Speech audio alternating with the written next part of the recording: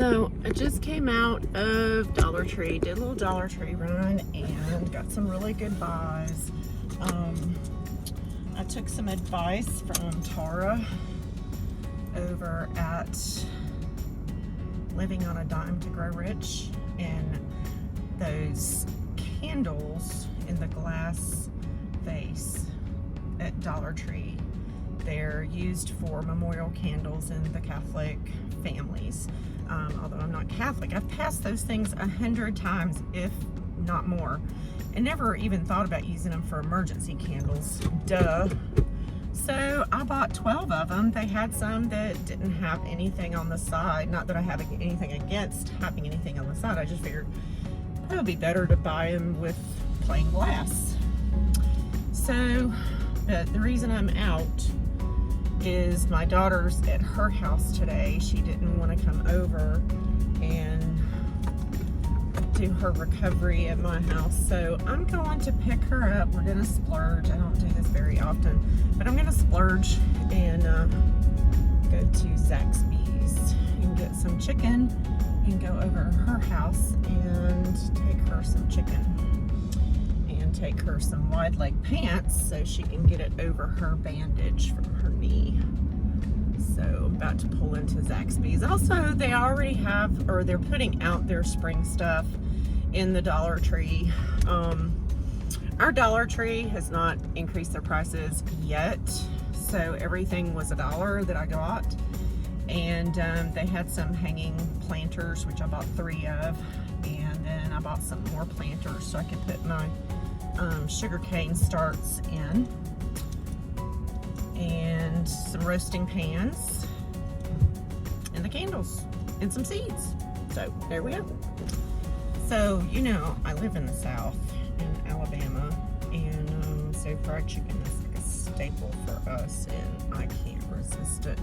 My daughter gave me a few choices of Zaxby's, McDonald's, which I just don't do very often, and one other place. So I chose Zaxby's because Southern fried chicken is just a gene in my blood. Yeah, can't help it. Of course, Zaxby's doesn't taste as good as homemade fried chicken, but it's good enough for me. I had to take my jacket off. Our temperature is, it says 61 outside, but it feels so much warmer than that. So it's a little chilly, or a little warm today to me. It feels more like it's about 70-ish. So anyway, I'm on the way to my daughter's house waiting for my chicken. Pull up a little bit further so I get out of this person's way.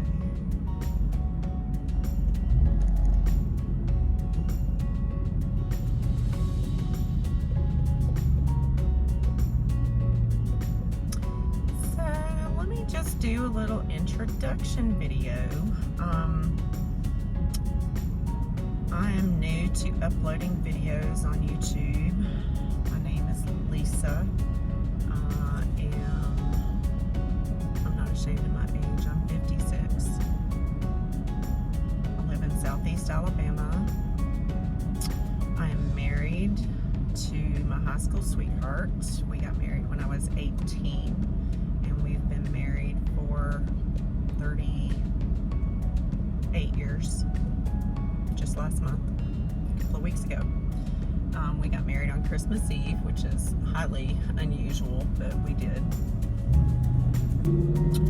And let's see, we have 2 biological children, Caitlin and Casey. They are 35 and 32.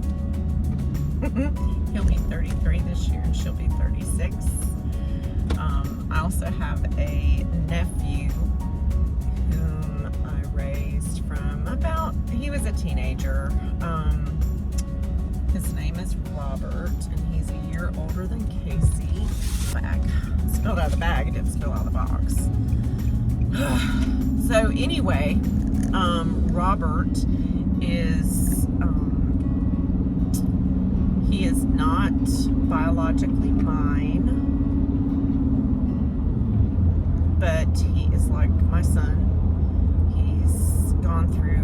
lot of stuff in his short 33 years of life. And the past year, coming up on a year anyway, he has been clean and sober. He is doing really well. He has a job. He is engaged to a very nice young lady, and they will be getting married. Oh, let me pick up the food. And they're planning on a wedding in April. I have 5 grandchildren, 4 of whom are biologically related to me, and 1 who is a bonus from my daughter's husband. She will be 21 this year. I have a dog and a cat. I have 5 chickens and about 60 or 70,000 bees, give or take a few thousand or 10,000. And I am, by trade, I've been a nurse for 34 years, and I'm an RN, but I went back in my mid-40s to finish my master's with a specialty in women's health, and I'm also a nurse midwife.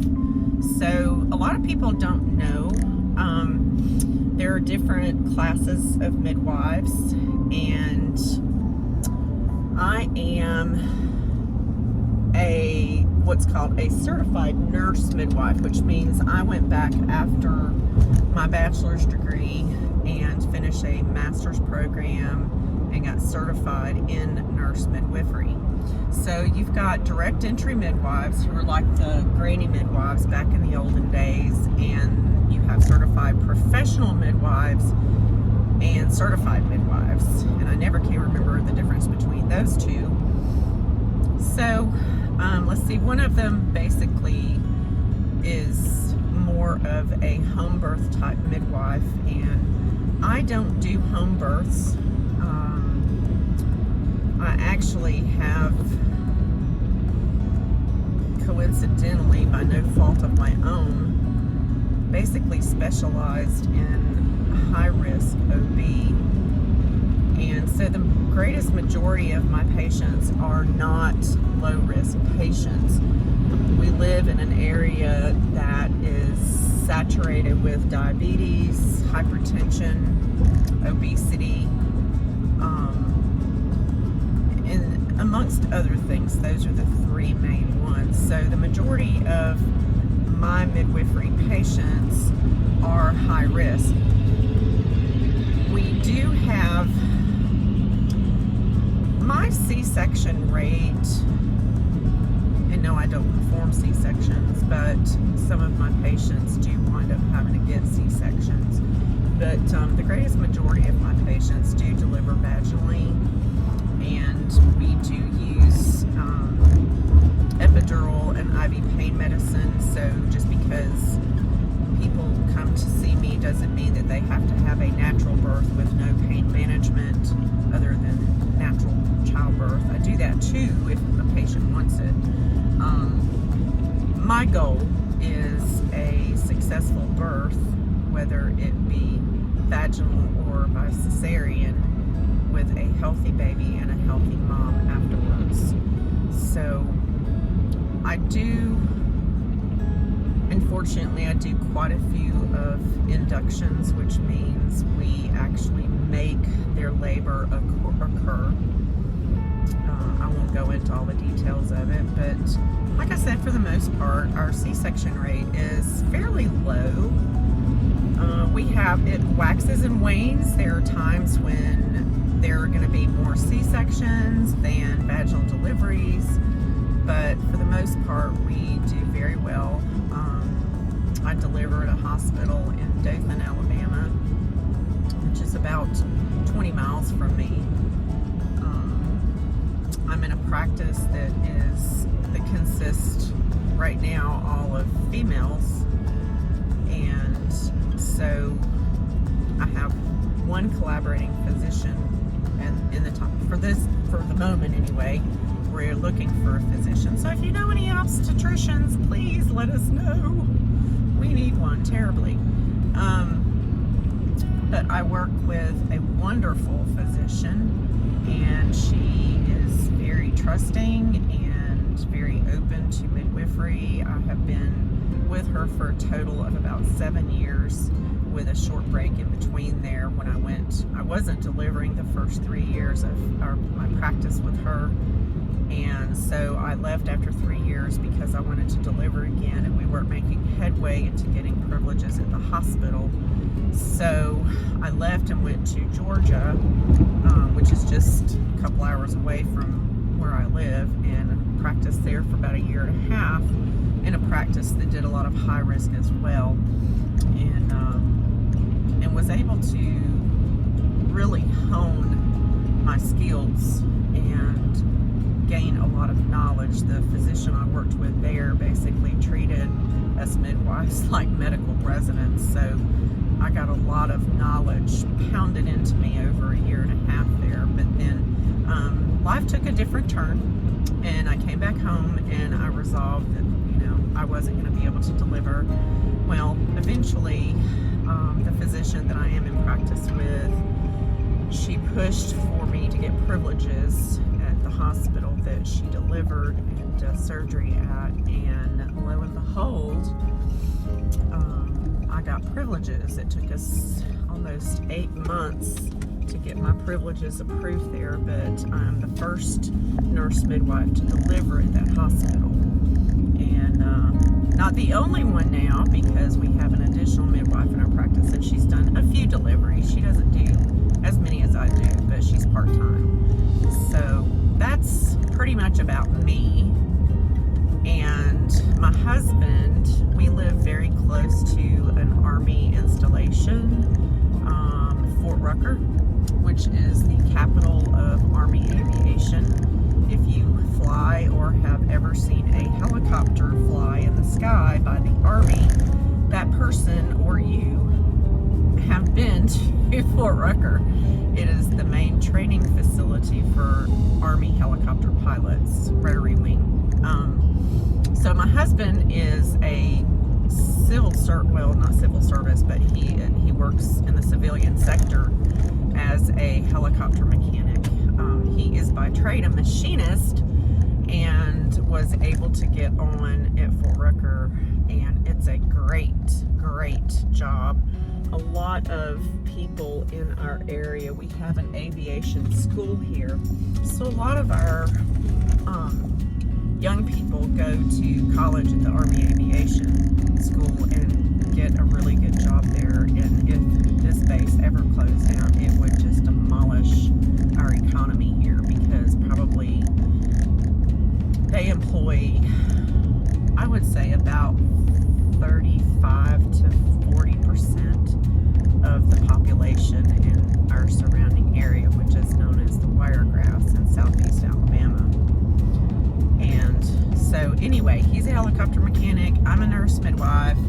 My son is partner in a salvage yard and loves what he does. He did train as a chef for a few months, and he also trained as a helicopter pilot or helicopter mechanic, and he decided he didn't want to do that.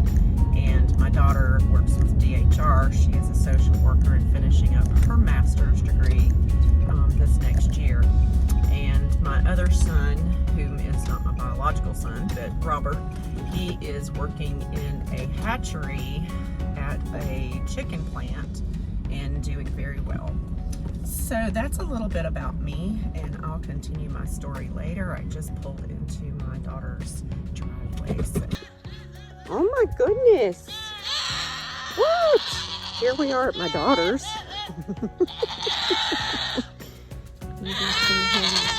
Hi there, babies.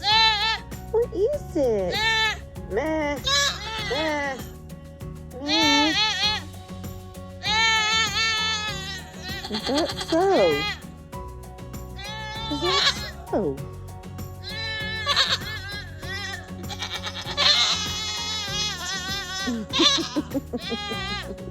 Has that been said? Hmm?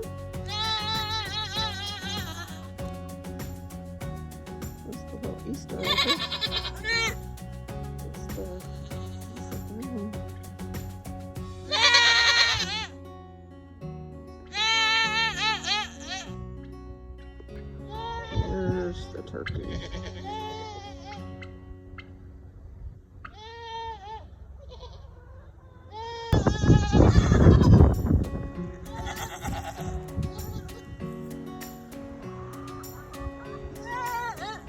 There's the beginning of their farm. That's Oreo. I know him. I think that is... can't remember her name. I can't remember his name either.